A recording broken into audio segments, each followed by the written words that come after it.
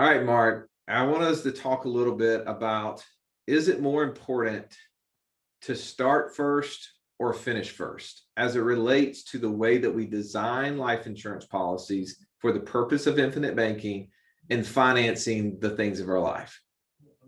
What do you think is more important, starting first or finishing first? I want the photo finish. I want to finish first.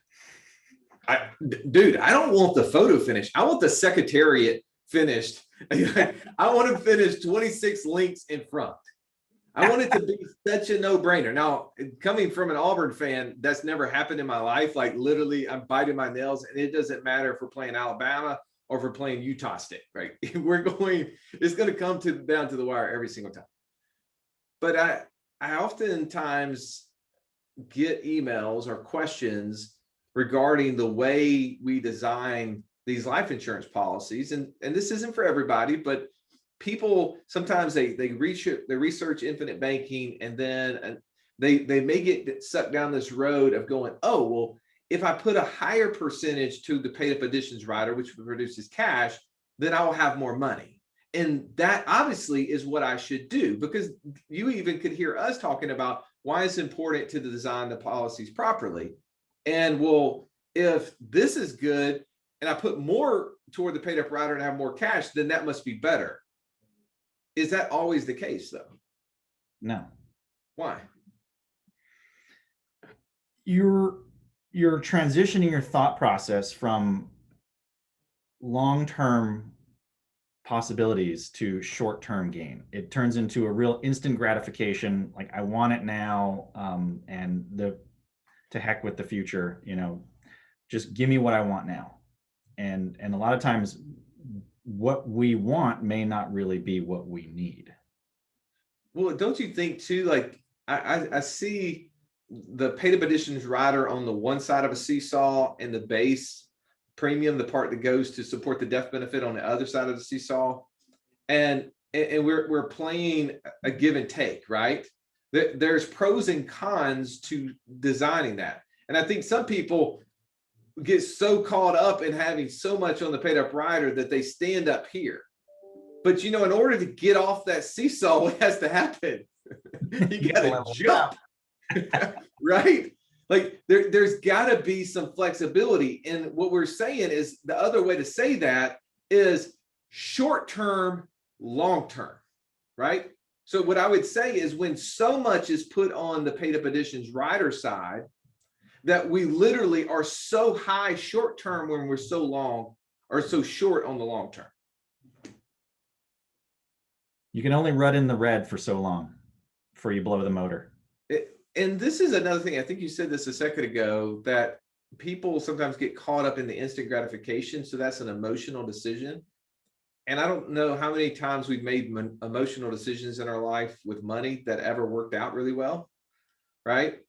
And the irony of that is that when the people that I've run into and talked to about this concept of putting 90% or 80% toward the paid up additions rider, and putting as little as they possibly can to the base, and focusing only on this conversation alone, not the whole overall picture that we finance everything that we buy, whether we pay cash or we borrow someone else's money.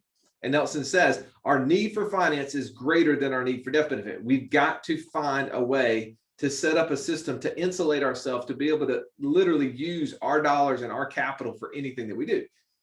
But the irony of the people who think they're thinking analytically in this realm, who are focused on how much is going toward the paid up rider as opposed to the base, are literally making emotional short-term decisions. Mm-hmm. Yep. So I want to bring up an example. I'll show you guys physically what we're talking about. And hopefully this will make sense. I hope this answers questions. Now, Mark and I will tell you right off the bat that we don't believe there's a one size fits all. That your situation, what you're trying to accomplish, is the most important thing. And that's why this is not generic financial planning. This is not financial planning at all. This is literally trying to determine what is it you want to accomplish and what's the best way to get you there. But I'm going to show you some examples that have been sent to me, and I'm going to kind of show you my own personal experience in this. And then we'll let you derive your own decision from this information as to, should you design a policy with as little amount possible going to the base premium and as much going to the PUA, or should there be a little more balance in that? So Mark, I'm going to share my screen here. Let's dive into an example. So here's an Excel spreadsheet that was sent to me, and I had to do some, I had to kind of put it into the system here and pull up some numbers so I could better analyze it. Now, the only thing that, if you notice on the left side, we have an example where the person was supposedly putting in 30% of the money toward the base premium and 70% to the PUA. And on the right side, the person was putting in supposedly 10% to the base and 90% to the PUA. Now, if we look here at the cash value on the right side, the 1090, some would call it, has more cash, right? At 10 years, it has, almost $70,000 more. That seems good. If I keep going down the column, you can see it. It seems to have more money, even 30 years down the road. Now that spread is a little bit different, but it still has more money. That seems to be good. Well, looking at this from a short-term perspective, it could be, oh, wow, this makes more sense. Putting more to the paid up rider gives me more cash early on, allows me to do more deals. If I'm investing in real estate, investing in businesses, doesn't matter. I got more cash, then I can make more cash with that. Isn't that a win? What do you derive from looking at this example, Mark? Why did he take his foot off the accelerator? What do you mean by that? Well, if we said he put in $100,000, right? Just based on our guesstimation of what's going on here, 10 a year for 10 years. And then all of a sudden he took his foot off the gas. It's as though we hit pause. We were hitting our stride. 10 years on average is right in that sweet spot for a lot of people, that we're gonna hit a really nice stride of how our policies are operating. And it's as though we just pulled the rug out from underneath it and said, well, let's see how you do on your own without any help. Yeah. Well, I think what you're saying is, and we didn't actually, the person who sent me this did not send me the premium that the person was paying. But what we notice here, if we see the difference between years 10 and 11, we see that gas pedal was definitely retracted, right? And what I know from looking at these numbers and from doing enough illustrations over time is that what the person had to do is create what's called a reduced paid up policy, meaning at the end of 10 years, this person could put in $0 going forward into the account, right? Mm-hmm. And so they literally designed this policy, I think the same way that they would design an investment account. And they were looking at it from only a rate of return perspective. What could possibly be wrong with that viewpoint? You left right as the good part of the movie started to come out. Right? If all of these numbers down here were zero, right? If I couldn't put any more money in here, well, the question I would first ask is, after year 10, where would you put this $100,000 that you obviously had for 10 years? Where would you do with it? What would be the options available to you? Well, one would be, I could put it in a checking account.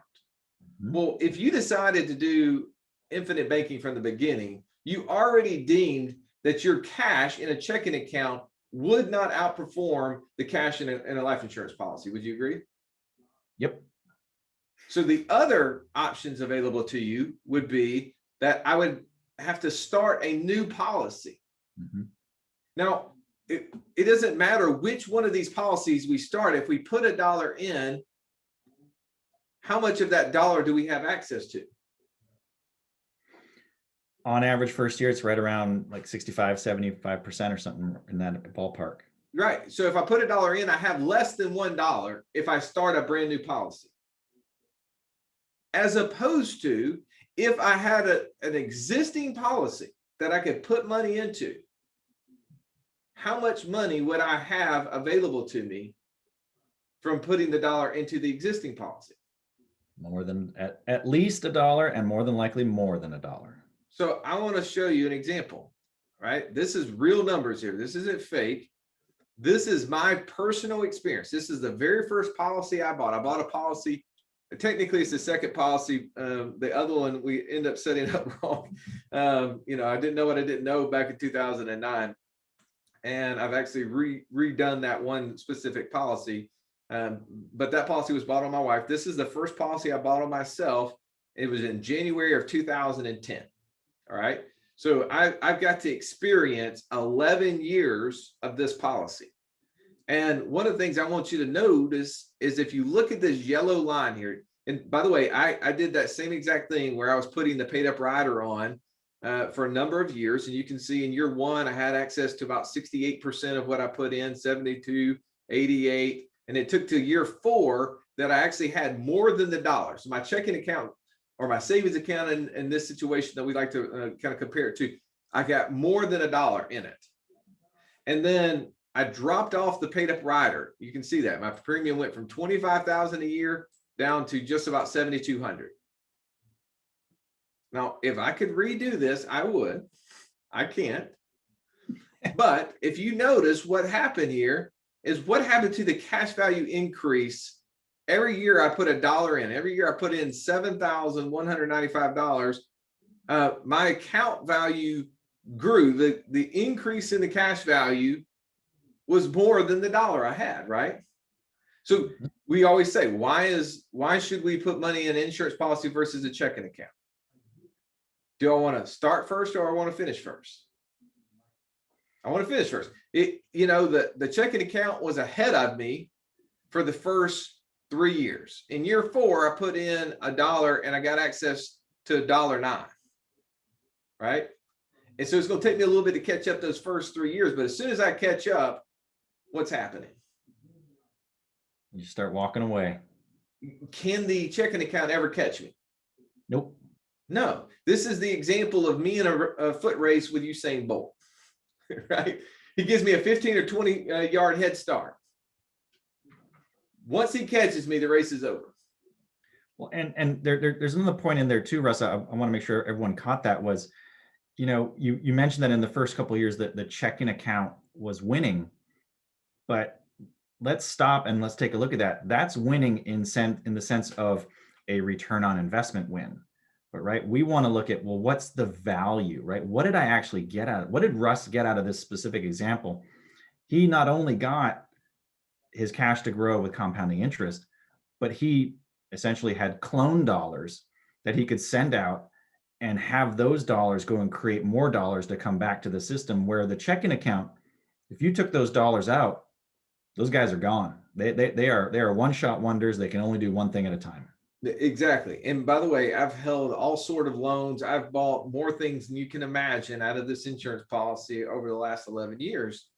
And you notice it, again, interest rates are down. And I love to kind of show people that, if you look at this policy, the growth has been growing. We hit a little bit of a snag here in 2021 with the rate was a little bit less, but still, would you be okay putting in $71.95 in your savings account, $1 you can have access to, and having $14,657 applied to it?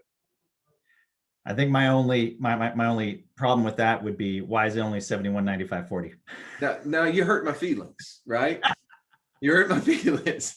I've had that same conversation with myself over and over again. And that's short-sightedness, right? That's going back to our original question is, are we so focused on the short term and we forget the long-term decision-making that we have? So when someone, in this example we were talking about a second ago, the person literally quit putting in money in year 11, like how bad a decision is that? How much is that costing them?